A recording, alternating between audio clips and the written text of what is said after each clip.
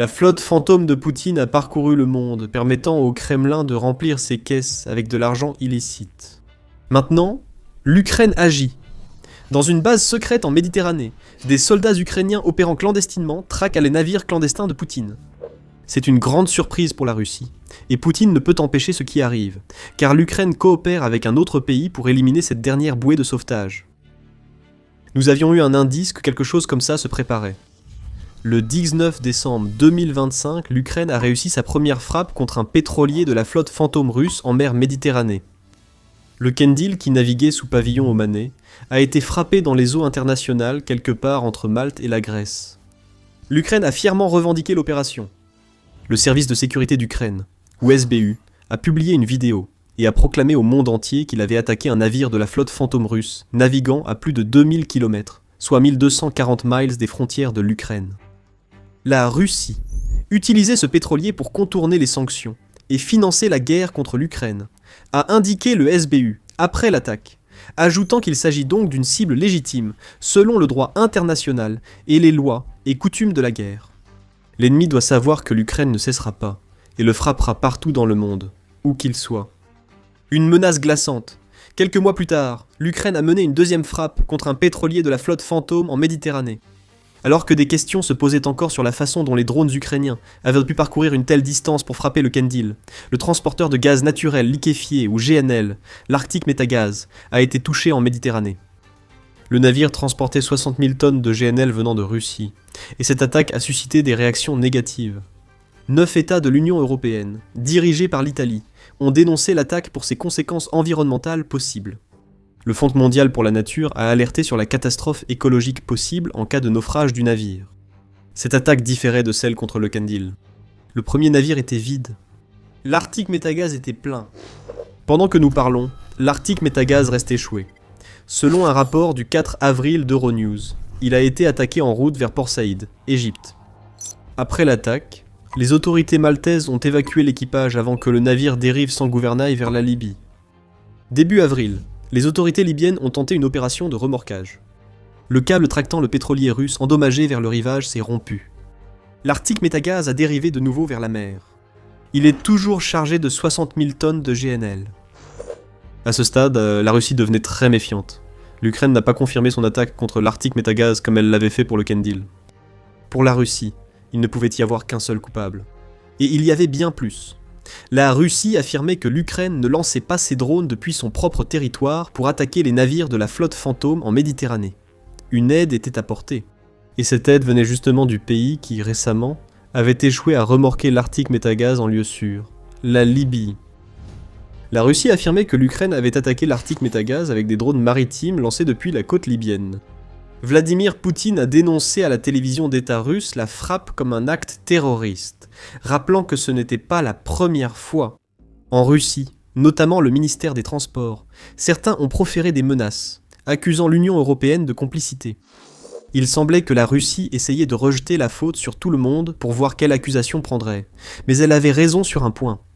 L'Ukraine a attaqué l'Arctic Métagaz depuis la Libye, ouvrant la voie à un nouveau conflit par procuration qui étend la guerre en Ukraine en Afrique, plus de 4 ans après l'invasion de Poutine. Cette escalade est inédite dans cette guerre. Nous analyserons plus tard l'origine et la signification de ce conflit par procuration. La confirmation des activités secrètes de l'Ukraine en Libye a été rapportée par Radio France Internationale, RFI, le réseau d'information radiophonique public français. RFI affirme que l'Ukraine maintient une présence en Libye depuis au moins novembre 2025, à la suite d'un accord signé entre les gouvernements de Kiev et de Tripoli. C'est énorme, l'affaire est plus complexe qu'il n'y paraît. Selon 2 sources libyennes qui se sont confiées à RFI, l'Ukraine a pleinement tiré parti de cet accord. Actuellement, plus de 200 experts militaires et officiers ukrainiens ont été déployés en Libye dans le cadre d'un accord. Ces plus de 200 membres du personnel sont répartis sur 3 sites, dont l'un est l'Académie de l'armée de l'air libyenne à Misrata. Cette installation héberge aussi les forces italiennes, turques, le centre de renseignement britannique et le commandement américain pour l'Afrique. Pas étonnant que la Russie ait peur. La seule présence de l'Ukraine sur cette base signifie un potentiel de collaboration renforcée entre ce pays et plusieurs de ses alliés. Qui sait quelles informations l'Ukraine reçoit du centre de renseignement britannique ? Se pourrait-il que ce centre ait fourni à l'Ukraine ce dont elle avait besoin pour réussir l'attaque contre Arctic Metagaz? Ce centre donne-t-il à l'Ukraine des infos utilisables contre la Russie sur son territoire? Aucune de ces questions n'a de réponse, mais Poutine et ses acolytes doivent se les poser. Mais c'est la deuxième base qui inquiétera davantage Poutine. RFI ajoute que des experts ukrainiens sont également stationnés sur une base à Zaouïa. Située à environ 50 km, soit 31 miles au nord de Tripoli, cette base est équipée d'installations permettant le lancement de drones aériens et navals. Une image se précise. Des renseignements de la base de Misrata auraient pu être transmis aux opérateurs de drones ukrainiens, à Zaouïa. Depuis cette base, ces opérateurs auraient pu lancer les drones navals qui ont paralysé l'Arctic Metagaz. Encore une fois, tout cela n'est que spéculation. L'Ukraine garde le silence le plus total. Une troisième base est en construction. Le personnel ukrainien a obtenu l'accès à un site côtier grâce au gouvernement libyen, et il travaille d'arrache-pied depuis pour transformer ce site en atout militaire.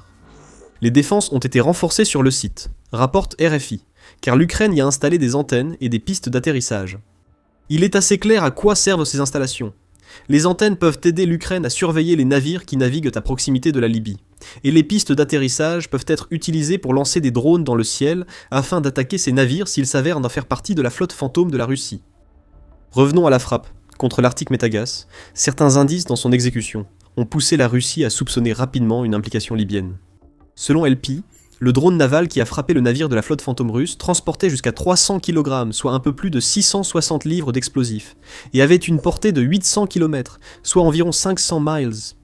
Cela a tout de suite permis à chacun de comprendre que ce drone ne pouvait pas avoir été lancé depuis le territoire ukrainien. Les cibles frappées par l'Ukraine en Méditerranée sont à des milliers de kilomètres. El País suppose aussi que les experts ukrainiens, en Libye, pourraient appartenir au SBU, qui utilise le drone naval Sea Baby, ou à la direction principale du renseignement, qui emploie le drone Megura. L'une ou l'autre arme aurait pu frapper l'Arctic Metagaz. Les conséquences pour la flotte fantôme russe sont considérables. La flotte clandestine de Poutine, qui navigue souvent sous les pavillons d'autres nations pour dissimuler leurs véritables propriétaires, générerait, selon le Centre d'études stratégiques et internationales, un revenu estimé entre 87 et 100 milliards de dollars par an. Ce montant égale ou dépasse l'aide militaire fournie à l'Ukraine depuis le début de l'invasion de Poutine, selon le centre. La flotte fantôme est la bouée de sauvetage de Poutine. C'est la seule raison pour laquelle l'argent du pétrole et du gaz continue d'affluer en Russie, malgré les taux économiques des sanctions occidentales. Si l'Ukraine peut frapper les navires de la flotte fantôme près de la Libye, une grande partie de la Méditerranée devient interdite aux navires suspects russes. La Russie a de plus en plus de mal à accéder aux acheteurs africains de pétrole et de gaz. Les vieux pétroliers russes doivent parcourir de plus longues distances pour atteindre les destinations voulues par Poutine, augmentant l'usure de navires souvent inaptes à naviguer.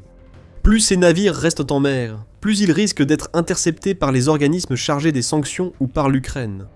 La flotte fantôme russe est devenue une cible. Une source vitale pour la Russie est en train d'être étranglée. Alors que l'Ukraine traque les navires russes depuis ses bases secrètes en Méditerranée, un problème plus grave couve sous la surface. La Libye n'est pas l'allié fidèle de l'Ukraine que tout cela laisse paraître. Nation divisée par des luttes politiques et rivalités d'influence, la Libye devient le théâtre d'une guerre par procuration, faisant escalader la guerre en Ukraine, bien au-delà des frontières de l'Ukraine et de la Russie. Cela change tout. Et d'ailleurs, c'est pour ça qu'on fait l'émission militaire, pour expliquer comment le pouvoir fonctionne réellement. Si la chaîne vous est utile, abonnez-vous pour ne jamais manquer nos dernières vidéos. La Libye est devenue un défi depuis que la Russie a lancé son invasion de l'Ukraine en février 2022. Déjà en proie à l'instabilité régionale avant le début de l'invasion, la Libye abritait des mercenaires syriens, dont 300 étaient stationnés dans la ville de Benghazi. La Russie et la Syrie avaient déjà des liens avant la chute de Bachar el-Assad, dont la présence de mercenaires syriens en Libye montrait que la Russie voulait étendre son influence au cœur du pays. Elle a également réussi. La tristement célèbre organisation de mercenaires russes, le groupe Wagner, avait déjà combattu aux côtés de Khalifa Haftar, qui dirige l'armée nationale libyenne et qui a été responsable du siège de Tripoli en 2019 et 2020. Malgré son nom, l'armée nationale libyenne n'est pas une branche officielle du gouvernement. Ce groupe paramilitaire regroupe milices et unités militaires pour tenter de contrôler la Libye face au gouvernement officiel. Poutine appréciait cette lutte de pouvoir. La volatilité montait en Libye, alors qu'un affrontement opposait le gouvernement d'union nationale, reconnu internationalement, au gouvernement de stabilité nationale soutenu par Haftar, et indirectement par la Russie. Avant l'invasion de l'Ukraine, Poutine cherchait déjà à semer la discorde et à soutenir des groupes renforçant l'influence russe en Afrique, comme dans d'autres pays. Stratégie simple, si le soutien russe permet à Haftar de prendre le pouvoir, il sera redevable à la Russie. Le pétrole et le gaz, dont la Libye dispose tous les deux, serviraient de paiement, et la Russie pourrait commencer à utiliser la Libye comme un pays où elle pourrait construire des bases pour étendre son influence au-delà de son propre territoire. Aujourd'hui, l'Ukraine collabore avec l'organisme officiel du gouvernement libyen. Encore une fois, Poutine a causé une situation qui n'aurait pas existé sans l'invasion de l'Ukraine. Le désir de Poutine de reprendre l'Ukraine dans une sorte de néo-Union soviétique l'a aveuglé, ce qui a fait perdre à la Russie l'influence qu'elle visait en Libye. Une guerre par procuration se prépare, et la Russie n'en est pas satisfaite. L'agence TASS a rapporté les propos de Maria Zakharova, porte-parole du ministère russe des Affaires étrangères, le 8 avril. Elle a affirmé que les actions de l'Ukraine en Libye risquent de transformer la Méditerranée en foyer de guerre. Zakharova affirme que l'Ukraine a envoyé une unité qu'elle appelle le groupe 13 dans la région méditerranéenne, et que ce groupe utilise un cargo sec pour suivre les pétroliers de la flotte fantôme en mer Noire et en Méditerranée. Ce pétrolier serait conçu pour lancer des drones maritimes à tout moment, et Zakharova suggère qu'il aurait pu participer à l'attaque contre l'Arctique Métagaz. Il en découle que la Libye serait complice, en laissant l'Ukraine exploiter ce pétrolier, poussant Zakharova à critiquer l'inaction internationale. La Russie, hypocrite, critique l'Ukraine pour avoir efficacement étendu son influence en Libye, alors qu'elle-même le fait depuis des années. La Russie dénonce une violation du droit international lors d'attaques contre des navires civils, mais ignore que ces navires appartiennent à une flotte fantôme servant les objectifs militaires de Poutine. À retenir, la Russie est furieuse car l'Ukraine a inversé la situation en Libye, gagnant ainsi de l'influence en Méditerranée et en Afrique. Certains alertent sur un conflit de zone grise après ces événements. Écrivant pour le Times of Israel, Amin Ayoub, qui est membre du Middle East Forum, affirme que la présence de l'Ukraine au large des côtes libyennes n'est pas un hasard. Amin Ayoub affirme que cette transformation vise à établir une base opérationnelle avancée pour une guerre européenne prévue sur le territoire arabe. Le pétrole et le gaz libyen pourraient maintenant être exposés à des attaques russes, Vladimir Poutine voyant son influence en Libye reculer.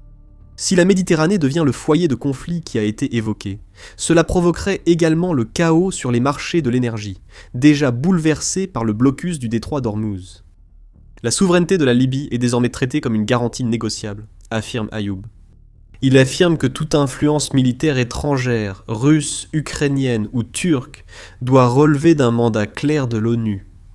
Ce mandat ne devrait sans doute pas se concrétiser de sitôt. En Libye, la situation actuelle est une poudrière prête à exploser. Les bases militaires secrètes de l'Ukraine en Libye sont désormais bien trop importantes pour la lutte contre la flotte fantôme de la Russie, et Poutine n'est pas encore prêt à abandonner ses tentatives d'influencer la Libye.